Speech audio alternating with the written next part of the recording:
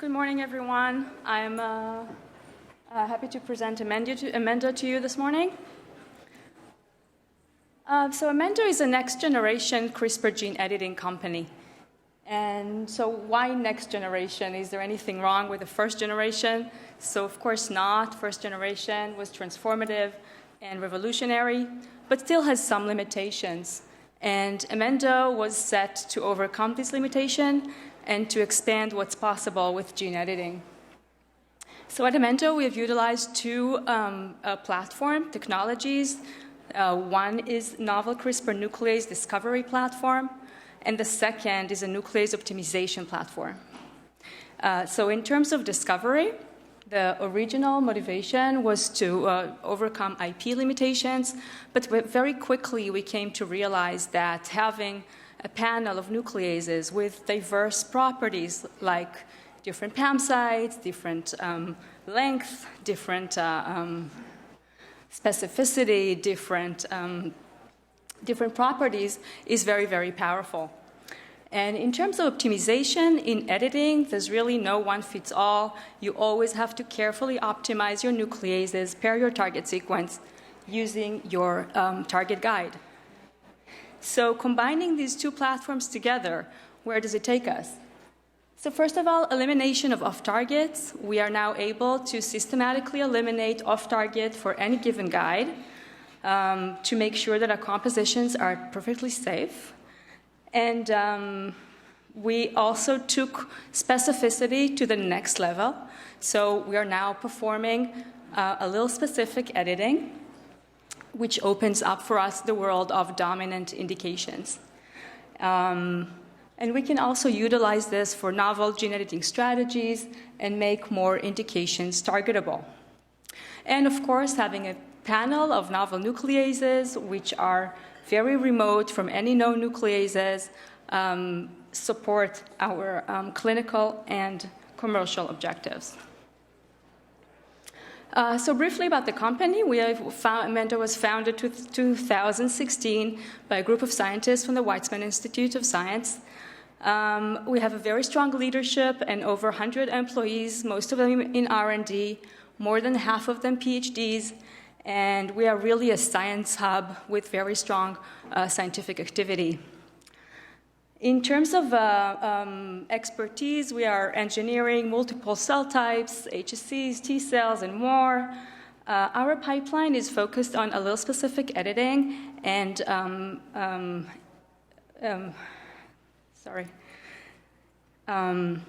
and we have programs in ex vivo and in vivo, and an internally generated IP portfolio of over 65 patent applications, and we really take a lot of pride in generating our own science.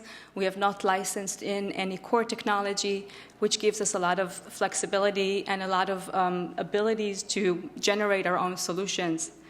In terms of the business, our founding investors are OrbiMed and Takeda Ventures, and Angis, which is a Japanese biotechnology company, became a major shareholder in 2020. We have strong academic partnerships with the NIH, with Memorial Sloan Kettering, Columbia University, and University of Washington, and the Fred Hutch. So this is really just to highlight that at Emendo we have developed a very streamlined process, end-to-end gene editing solution. We have this engine that we generate compositions starting with a target indication, a target gene of interest, and ending with a drug composition. So this is a highly complex environment. Everybody's doing gene editing knows this. It takes a lot of expertise, bioinformatics, assay development, a lot of work around optimizing guides, optimizing nucleases. So as a company, that has been our philosophy from the very beginning. We are very collaborative, and we know we cannot develop everything ourselves, and we are eager to help as many patients as possible. Oh, sorry. So a few words about the platforms. We are discovering novel nucleases by mining metagenome databases. We have algorithms in-house to put in place and to find and predict putative nucleases. We have experimental setting to determine PAM and guide sequences, and of course determine activity in mammalian cells. And when we choose a nuclease to take forward for a specific program, we also optimize it using directed evolution, and where we introduce mutations to the protein sequence, we're generating vast variant libraries and selecting them on using assays of interest that could be activity, specificity, HDR, according to the needs of the program. And when we end up the process, we have an optimized variant which has high on-target activity, no off-target at all, and allele specificity.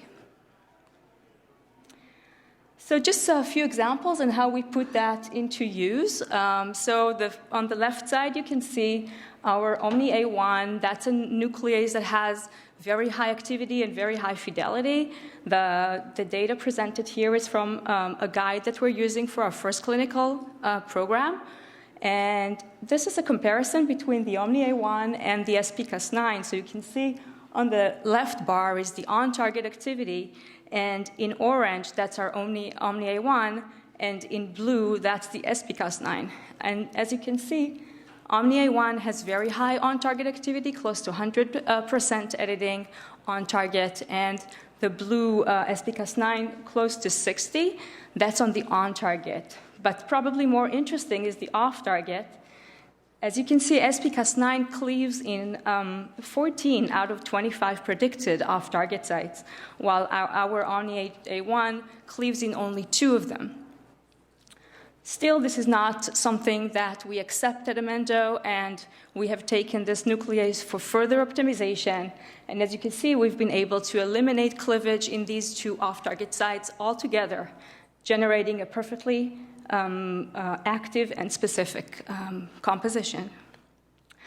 Another example is OmniA4. That's an additional nuclease from our panel, which is a non-NGG nuclease. So a lot of attention has been given to IP around nucleases, but I think much less acknowledged is IP around guides. And if you want to target targets that are, for example, in the immuno-oncology space, if you want to target TRAC or PD-1, then you really don't have any guides, NGG guides that are non-patented.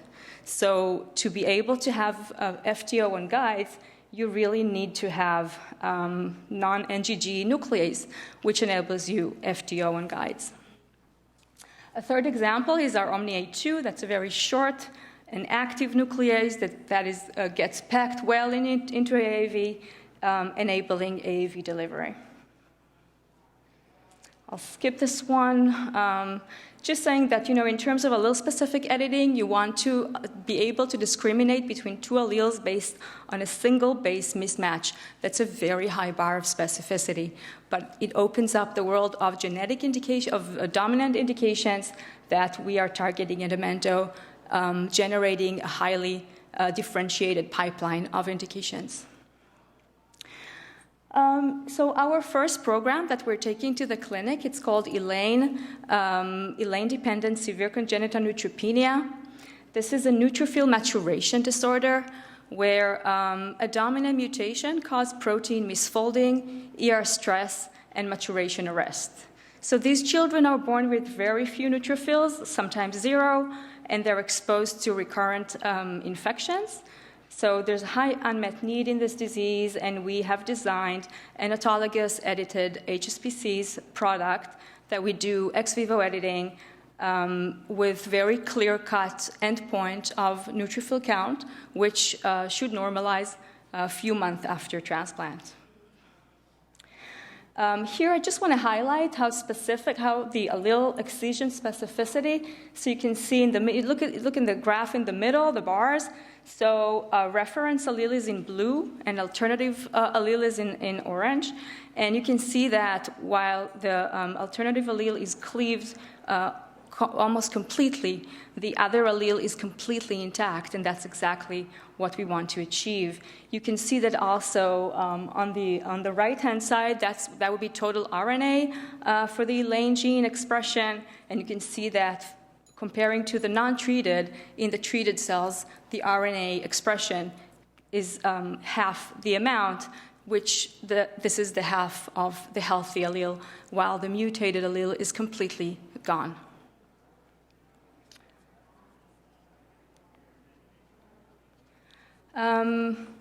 I have very little time left just to show you that we show rescue effect in patient-derived cells. We have several patient-derived cells that we have already showed excision and rescue of the phenotype with normal differentiation and 2 neutrophils and fully functional neutrophils, as we have been able to demonstrate in both phagocytosis and bacterial killing assay. So in terms of pipeline, ex vivo program, severe congenital neutropenia, taking into the clinic very soon. We have additional programs in immunodeficiency and bone marrow failure, a very extensive pipeline in ophthalmology, treating retinitis pigmentosa in collaboration with Columbia University, corneal dystrophy and macular dystrophy, all of them dominant negative indication. Our entire pipeline is based on the ability to do allele-specific editing and address dominant diseases in the CNS as well, and the liver, and also programs in immuno-oncology, CAR-T, and NK cells. Thank you. I think we have some time for questions.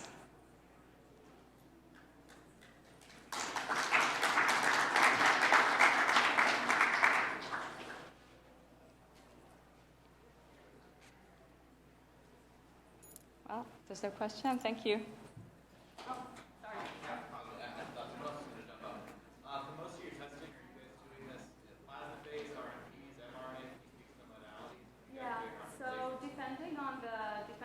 On the target cells, we use all of the above. We have RNA delivery. We can use any delivery modality. For the ex vivo, of course, RNPs would be the best choice. But otherwise, for the in vivo programs, RNA, and we have some more innovative modalities that we're developing in-house. Thank you.